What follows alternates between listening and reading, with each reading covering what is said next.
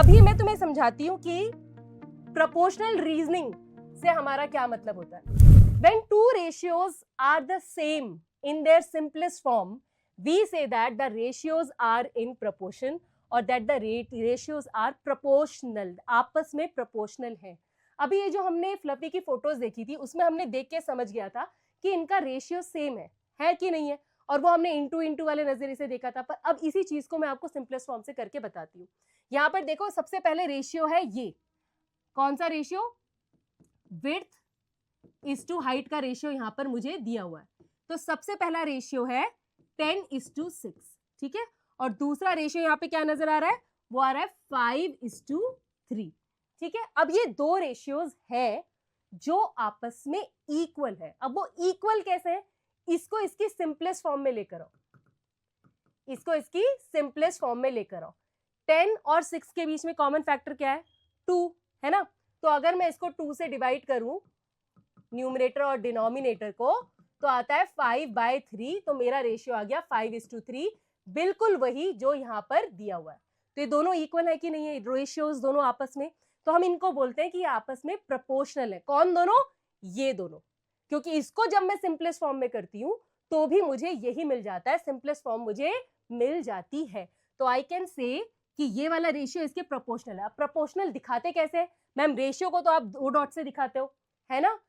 Proportional को हम 4 dot से दिखाते हैं, ऐसे, ठीक है। एक छोटा सा स्क्वायर बनाते हैं 4 डॉट से। इधर मैं लिखती हूँ अपना पहला रेशियो, इधर मैं लिखती हूँ अपना दूसरा रेशियो।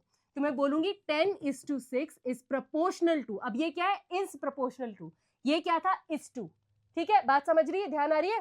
10:6 इज प्रोपोर्शनल टू 5:3, ठीक है, परफेक्ट है। इसी में हमने एक और एग्जांपल किया था, याद है, जिसमें था 15:9। तो यहां पर मैं ये भी लिख सकती हूँ कि 10:6 इज प्रोपोर्शनल टू 15:9।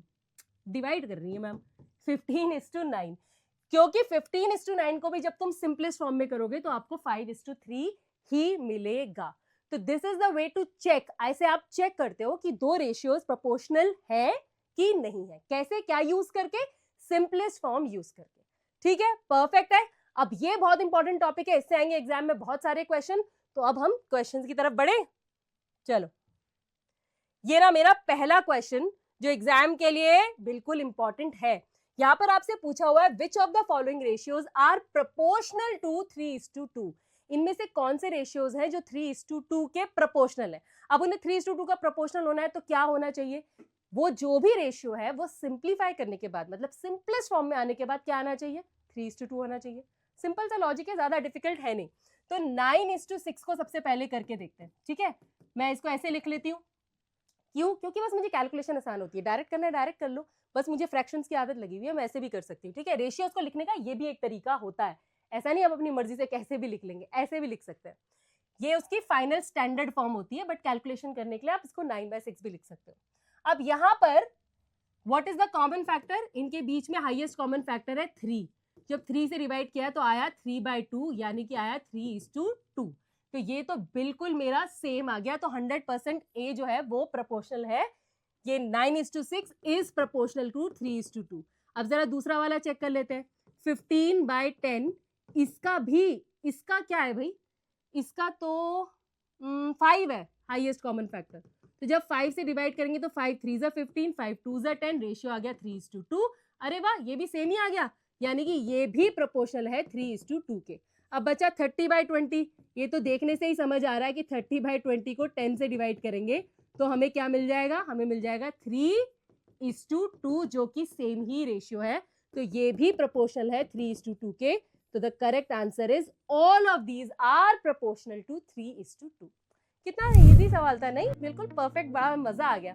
लेकिन बार बार कैलकुलेशन करने से हमें ये समझ में आ गया कि सिंप्लीफाई करके, यानी कि सिंपलेस्ट फॉर्म में लाके किस तरह से हमें प्रोपोर्शनल रेशियो पता करना है, ठीक है।